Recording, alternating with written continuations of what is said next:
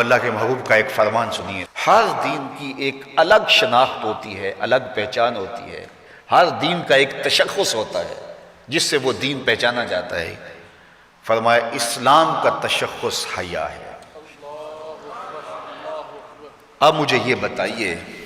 ہر وہ رسم، ہر وہ طرز زندگی جو اسلام کے اس مزاج سے ٹکراتی ہو تو عملی طور پہ ہمیں اس کا بائیکاٹ کرنا ہوگا اور اس کے لیے ہمیں کوشاں ہونا پڑے گا، اس لیے کہ اسلام کا مزاج یہ ہے کہ اسلام ہمیں درس حیا دیتا ہے، صرف درس حیا نہیں دیتا بلکہ رسول رحمت نے فرمایا ہر دین کی ایک الگ پہچان ہے، ایک شناخت ہے اس دین کی۔ اسلام کی شناخت حیا ہے، اور حیا ایک ایسی دولت ہے جب یہ روحوں میں اترتا ہے اور من میں سماتا ہے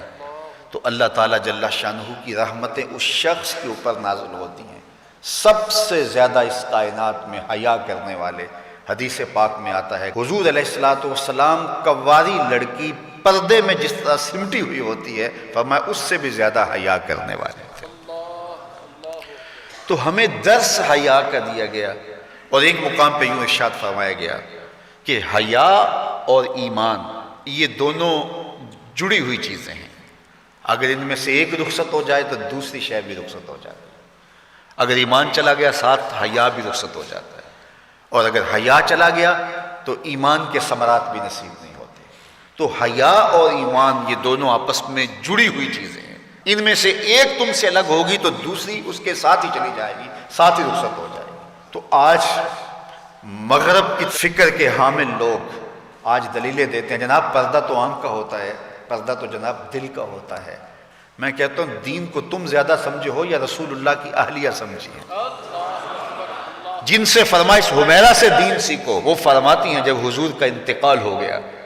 تو میں حضور کے حجرے میں جاتی تو معمولی اوڑھنی اوڑھ کے چلی جاتی کہ میرے شوہر کی قبر ہے، کوئی بات نہیں۔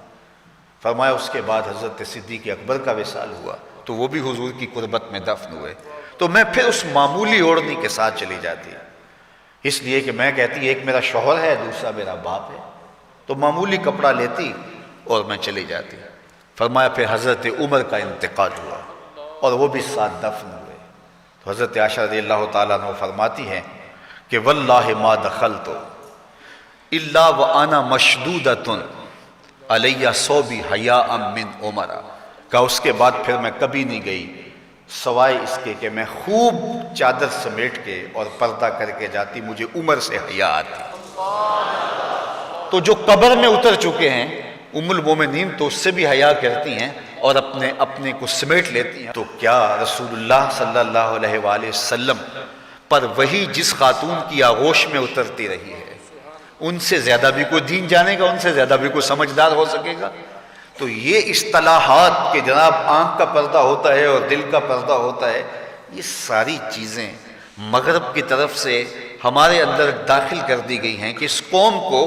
حیا کے جوہر سے خالی کر دیا جائے، چونکہ وہ جانتے ہیں کہ ان کے رسول نے فرمایا ہے حیا اور ایمان لازم و ملزوم ہیں، ان میں سے ایک رخصت ہوگا تو دوسری چیز بھی رخصت ہو جائے گی۔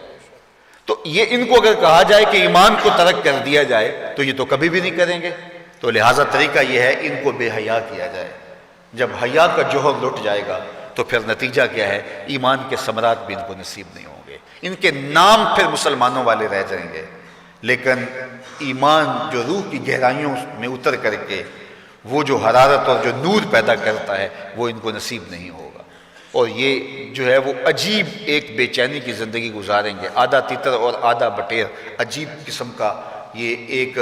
جو ہے وہ معجون مرکب بن جائیں گے، ان کے پاس کچھ بھی نہیں رہے گا۔ تو اس لیے ایک ہی بات ہوگی، اس چمن میں پیروے بلبل ہو یا تلویز گل، یا سراپا نالا بن جا یا نوا پیدا نہ کر۔ تو آج دنیا کے اوپر ہم رسوا جو ہو رہے ہیں تو اس کا سبب یہ ہے کہ ہم آدھے تیتر اور آدھے بٹیر ہیں۔ علامہ اقبال نے جب شکوے کی زبان کھولی تو لہجہ بڑا تلخ ہو گیا،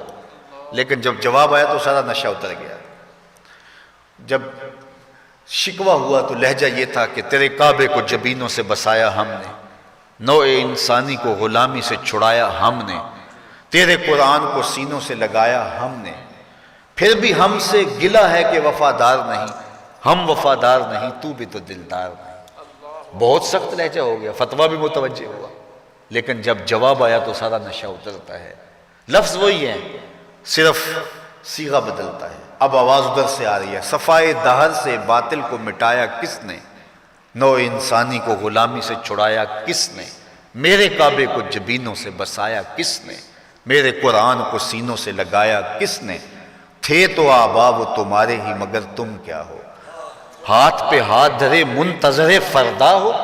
ہر کوئی مست مئے ذوق تن آسانی ہے، تم مسلمان ہو یہ انداز مسلمانی ہے،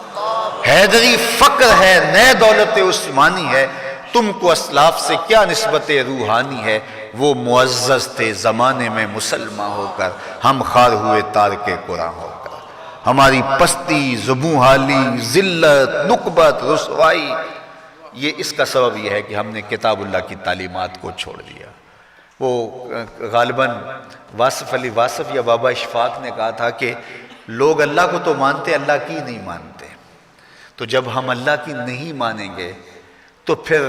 ہم کس طرح کامیاب اور بامراد ہوں گے، اور جب ہم اپنے خود کو سپرد کر دیں گے اپنے مالک کے تو پھر ہماری زندگی خوبصورت رنگ میں ڈھلتی چلی جائے گی۔